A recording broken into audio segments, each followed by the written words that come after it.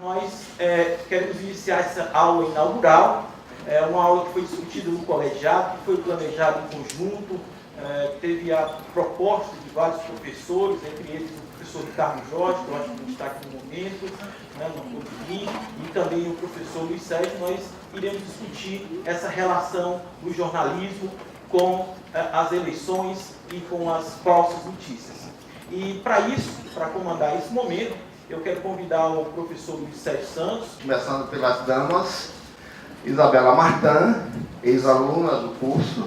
A Isabela é diretora de jornalismo do Grupo Jangadeiro, TV Jangadeiro, TV Nordeste e da Tribuna Band News e também do portal Tribuna do Ceará. O Walter é editor de política do Jornal Povo, profissional que está no mercado há algumas décadas, né, Walter? Certamente dará uma grande contribuição nesse debate. O Donizete é diretor da Ceará News, tem um portal, tem uma rede de rádio, e tem sucursal em Brasília, e é um dos jornalistas mais atuantes, também mais polêmicos do estado do Ceará, não é, Donizete? E ele tem naquela linhagem do João Brígido e outros tantos polemistas. E finalmente convidar o Ildefonso Rodrigues, editor do jornal Diário do Nordeste, também graduado aqui no nosso curso, é mestre em História, também pela nossa universidade, com uma dissertação espetacular sobre o jornal O Democrata. E composta a mesa, vamos começar o debate sobre o nosso tema, que é jornalismo, eleições e fake news. Essa expressão que ganhou dimensão, inclusive como verbete no dicionário Oxford, e ganhou enorme dimensão, principalmente na última eleição americana, onde a campanha republicana foi pródiga no uso dessa estratégia do fake news. Então, para começar, a proposta da mesa é que cada convidado, agradecer os convidados, né, que largaram seus trabalhos, e que cada convidado fale inicialmente 15 minutos, depois a gente abre uma rodada de perguntas para a plateia, tá bom? Primeiras damas, vamos começar com a Isabela Martin. As eleições são um momento em que tem muita coisa em jogo. De um lado, é o lado de quem está disputando uma eleição, de quem está com mais chances de ganhar, e é um lado de quem não tem nada a perder, quem não tem muita chance, por isso mesmo está disposto muitas vezes a tudo, a qualquer coisa, aos boatos. Fake news é uma expressão, como o Luiz Sérgio falou, que ela está em voga agora, e muitas vezes está sendo confundida fake news com mentira. Então, muita gente está sobrepondo as expressões, quando, na verdade, tem coisas que são chamadas de fake news, são simplesmente mentiras que sempre existiram e sempre vão continuar existindo. A mentira é aquela que, quando, por exemplo, na disputa americana, se dizia que o presidente Obama não tinha nascido nos Estados Unidos, ele tinha nascido em outro país, não poderia ser o candidato. Isso não é uma fake news, isso é uma mentira. E a gente vê isso o tempo todo, a gente se depara com isso o tempo todo nas redações. A fake news, ela é algo diferente, ela é algo que ela não tem muito nexo, ela não tem muito nexo com a realidade. E por trás da fake news se esconde o autor daquilo ali. Você não sabe, por exemplo, hoje nas redes sociais, a grande discussão é que você não sabe quem é o autor das fake news. Você se esconde por trás de um perfil falso, de um avatar falso, e por mais que se tenha informações disponibilizadas nas redes sociais sobre um determinado fato, aquilo prospera porque também nós, consumidores de notícias, estamos dispostos de acreditar naquilo que nos convém, naquilo que está mais afim com o nosso sentimento. Então, se eu sou uma pessoa que é lulista ou se eu sou Bolsonaro, não importa o que está sendo dito contra o Bolsonaro, se eu sou Bolsonaro, se disser alguma coisa dele que seja verdade, eu vou achar que é mentira, se for mentira, eu vou achar que é verdade, porque este é o meu sentimento. Ou Lula ou qualquer outro, né? Então, as redes sociais, o mundo digital, ele acabou sendo muito fértil para esse momento das fake news. E se discute muito como controlar isso nas redações, né? Você tem o Supremo dizendo que quer controlar nessas eleições fake news. E eu acho que é um trabalho inócuo, não vai dar em nada, é enxugar gelo, porque você não tem como controlar esse universo de informação que circula nas redes sociais de forma anônima. E isso numa eleição, por mais que se criem agências de checagem, e está se criando, tem agência de checagem, é impossível você ter um controle 100%. A forma de para nós jornalistas, lidar com isto, eu acho que é mais informação, mais checagem na redação, mais filtros do que chega até nós na redação, mais criticismo do que a gente recebe. É preciso ter uma certa serenidade quando a gente está atravessando um momento de eleição na redação. É preciso ter também peito para enfrentar algumas situações. É preciso a gente ter um trabalho muito cuidadoso dentro de uma redação com os nossos jornalistas, porque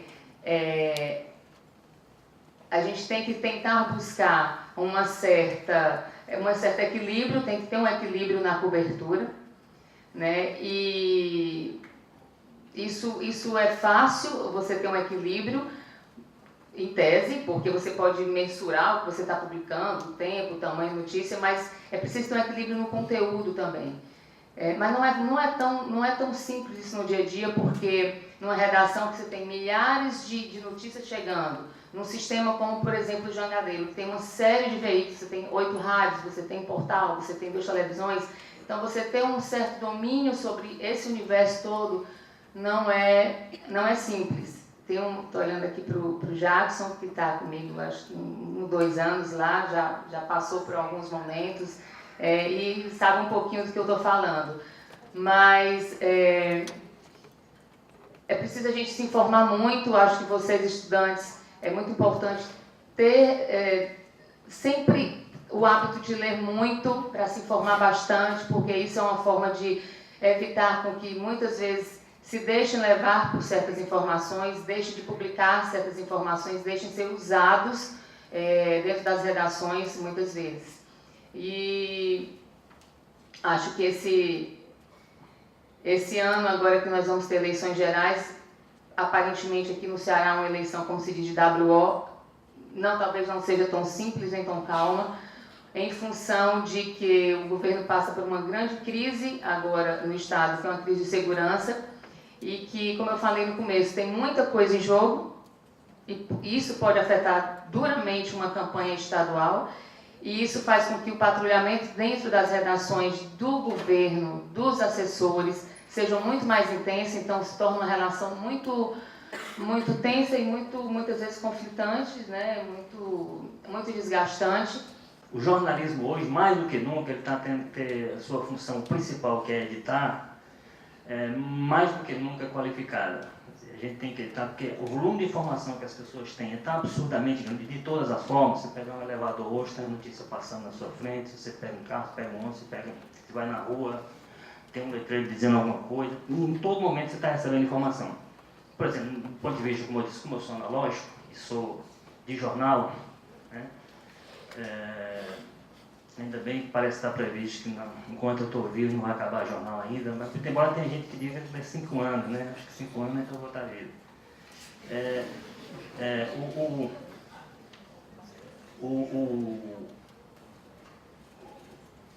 O que acontece hoje é isso. Então, o papel que tem hoje, principalmente a gente que está aqui, as profissionais de informação, então a gente tem que daqui a pouco ir para a redação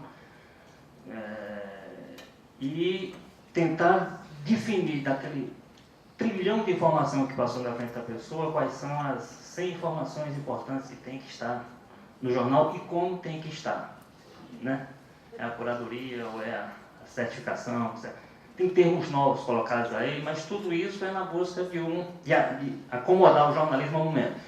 E dentro disso, evidentemente, a gente vai ter que estar o tempo todo confrontando-se com fake news, que em geral não, mas em boa parte, se não em boa parte, uma parte, é coisa muito interessante, né? É coisa que tem facilidade de circular, tem facilidade de vender, tem facilidade de ganhar as pessoas, né? Então, e é você definir dentro daquilo o que é que efetivamente, primeiro você tem um processo, como disse a Isabela aqui, de checagem mais do que nunca atuante. Checagem permanente não... Você ser o que também é do ofício jornalístico, você ser desconfiado de tudo. E mais desconfiado do que nunca, né? A gente tem que ser hoje um desconfiado permanente, né? E para ir em cima disso, você definir, como disse na perspectiva de quem está falando de jornal, no dia seguinte, o que é notícia, o que é que vale ser passado para o seu público. Eu, muito embora tenha essa paixão analógica pelo impresso, existe, obrigando, mas eu tenho que, estou pensando na eleição agora, então eu sou obrigado, como um dos planejadores da cobertura da eleição do grupo, a pensar como é que a gente vai lidar com redes sociais, como é que a gente vai lidar com que produtos ou que coisa que a gente vai oferecer para o público em rádio, né? Então, a minha cabeça também tem que estar voltada para isso, o que envolve muito fortemente a história das fake news, porque isso a gente, como eu disse, principalmente quando você está no ambiente da internet, isso, a velocidade das coisas, o jornal ainda dá um tempinho para a gente checar, dá um tempo para a gente brudar e tal, mas a internet não, a informação está lá, ela é interessante, dizer assim, o impulso inicial é de você ir junto, né? E você às vezes segurar esse tipo de informação para poder checar, para saber se aquilo ali procede. Você, com a informação do Obama, era interessantíssimo, mesmo que fosse verdadeiro. Né? Eu sou um presidente americano, nascido em Quênia, né? Interessantíssimo, mas é uma mentira, né? E, dentre várias. Então, agora, como eu disse, como a gente tem escola da vida, a vida vai nos ensinando que isso aí é só um modelo novo que tem para uma coisa que sempre se fez. Né? Quantas vezes lá no jornal em que a gente era acionado porque no interior X alguém pegou uma informação aí que estava circulando na cidade, informação bárbara contra alguém, fazia uma montagem lá com a logo do povo, mandava imprimir e distribuía. Então aquilo ali saiu do povo e brá. Né? O povo do povo não sabia de nada. Mas estava lá ajudando a vender a informação, aí no caso, não sei nem se era fake news, a informação podia ser até verdadeira, mas não era nossa e não era checada, era um boato, era uma coisa às vezes até pessoal, que o jornal estava ajudando. Então isso como a gente tem essa escola, a gente tem que dar. O grande problema, a grande questão quando a gente fala hoje de fake news, né? Que não é, quando era notícia falsa, não é assim, é realmente a velocidade. Como é que você lida isso com a velocidade que hoje a internet, principalmente, possibilita? Né? Que é uma velocidade de tempo real. Como eu disse, se alguém inventar um boato contra a minha pessoa, que será mentira, evidentemente, mas a coisa pode prosperar a ponto de eu sair daqui e já estar condenado. Então, essa velocidade é que, do ponto de vista de quem trabalha no jornalismo, isso tem que ser combatido com a velocidade possível, agora com o cuidado necessário sempre. Né? A boa informação é a informação checada, a informação correta, não é a informação que necessariamente agrade, vende, ganhe o público, encante, né? É a informação que esteja correta, que esteja checada, que se tenha o devido cuidado, como eu disse, que é um processo basicamente de edição. É escolher, né? O tema, escolher o assunto, seleção, mas é também dentro desse processo tomar o cuidado possível para só passar para frente na plataforma que estiver à sua disposição, só passar para frente aquilo que você tem a devida segurança de que é a informação verdadeira. Vocês aprenderam na prática a grande discussão sobre a fake news. Depois de Donald Trump, cada vez que você for contrariado, a notícia vira fake news. Então, o seguinte, a fake news ela surge muito por conta do jornalismo de conteúdo, que o Brasil perdeu. E não só o Brasil, planeta, né? Há uma necessidade hoje de credibilidade. Tem um cara americano aí chamado Alex Madrigal, que escreveu um artigo numa revista que os americanos conhecem, chamado The Atlantic. que ele inventou que o grande problema hoje do planeta é que todos nós conhecemos e recebemos informação através do fenômeno que ele chama de dark social. São WhatsApp, Telegram, Viber, são essas notícias que chegam para a gente em tempo real. São 62 bilhões de WhatsApp por dia. 62 bilhões de WhatsApp por dia. Aí você vai perguntar, quem controla a produção? Cada dia as redações perdem gente. Não há mais reportagem especial, não há mais subeditor, não há mais revisão, não há mais gente para revisar matérias. É o editor, o diagramador está se acabando, né? Não tem mais jornal. E a gente descobre que o problema não é que a população não queira ler, nem os jovens. Quando a inovação, hoje na Folha de São Paulo tem a matéria, que a 7ª empresa mais inovadora do mundo é o Washington Post, comandado pelo dono da Amazon, Jeff Bezos.